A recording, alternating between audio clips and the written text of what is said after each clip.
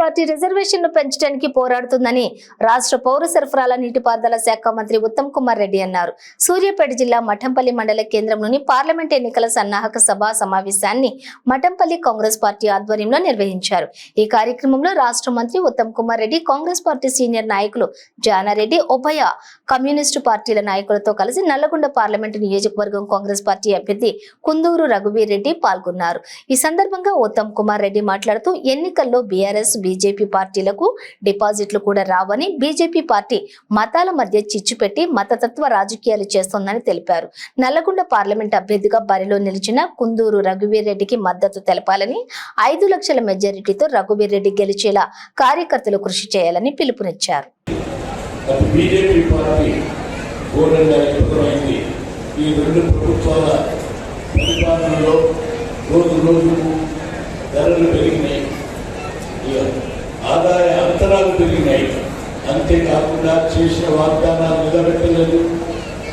మతోన్మాదంతో ఒకరు, తెలంగాణ సెంటిమెంట్తో ఇంకోనే కానీ అంశీలతకు గురి చేసి అడిగడుగునా ప్రజలను అంశవేసి మాటలతో మోసం చేస్తూ మూటలతో ఓట్లు కొట్టు 10 సంవత్సరాలు పరిపాలన చేసి ప్రజల సమస్యలకు పరిష్కారం చేయలేనటువంటి ఈ 2 ప్రభుత్వాలు ఘోర వైఫల్యం చేస్తుంది. అందుకు కొన్ని మాటలు మీ అందరి మీకు తెలియజేసిన నేను వాటిని అన్ని ఎక్కువగా వివరించేదానికంటే 1-2 మాటల్లో మీకు గుర్తు చేస్తున్నాను. జానారెడ్డి గారిగా పెద్దమనుషులందరికీ గుర్తు చేస్తున్నట్టు మనవి చేస్తున్నాను. దీనికంటే ఒక ముఖ్యమైన విషయం, మఠంపల్లి గ్రామానికి ఉన్నటువంటి చరిత్ర. ఇక్కడ స్వాతంత్ర సమర యోధుడే కాదు, ఆ తర్వాత కాంగ్రెస్ పార్టీ యోధుడుగా జిల్లా పరిషత్, మొదటి జిల్లా పరిషత్ నల్లగొండ అధ్యక్షుడుగా, ఆ తర్వాత 67లో ఎంపీగా జిఎస్ రెడ్డి గారు మీ గ్రామం నుండి ఉన్నటువంటి ఒక సంగతిని మీకు గుర్తు చేస్తున్నాను.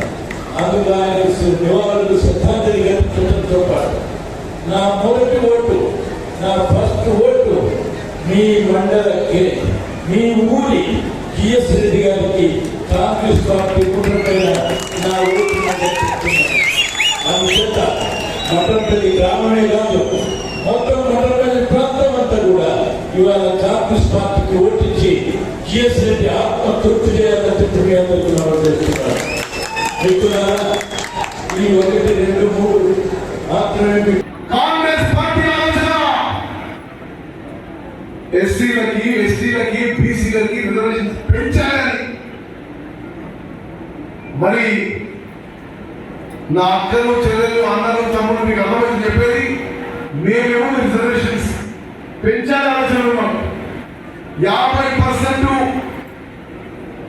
లిమిట్ ఏదో ఉందో తీసేసి జనాభా ప్రాతిపదిక మీద ఎస్సీ, ఎస్టీ, బీసీ రిజర్వేషన్ అనేది కాంగ్రెస్ పార్టీ ఆలోచన. బీజేపీ ఆర్ఎస్ఎస్ ఆలోచన రిజర్వేషన్స్ తీసేయాలి.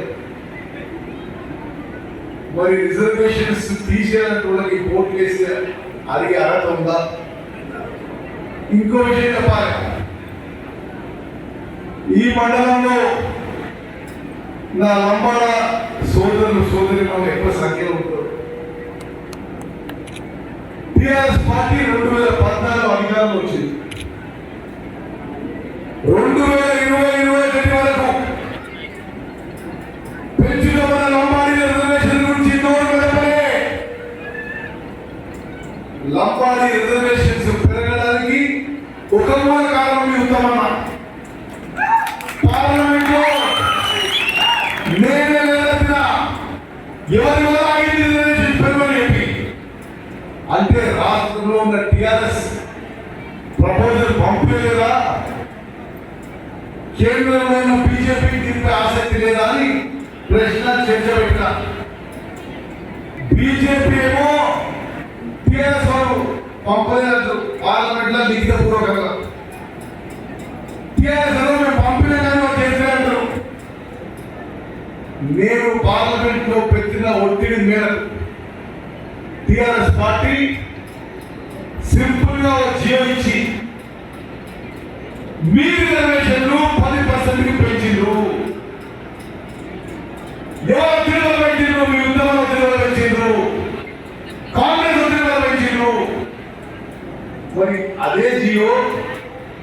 విలేకరుల మిత్రులు గమనించారు. అత్యధికమైన మెజార్టీని అందించి నా తనయుడు రఘువీరుకు అష్టముఖమైన ఓటించి గెలిపించవలసిందిగా ఉంటున్నారని విజ్ఞప్తి చేస్తున్నాను. అనేక విషయాలు వివరాలు అభివృద్ధి కార్యక్రమాలను తెలియజెప్పడానికి ఇప్పుడు ఎండకు కాలదైనటువంటి పరిస్థితి ఉంది కాబట్టి నా సమయాన్ని ఎక్కువ కేటాయించారు.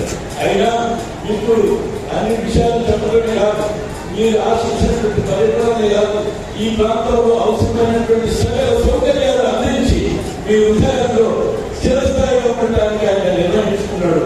అదేవిధంగా నేను నా తరఫున మీకేమైనా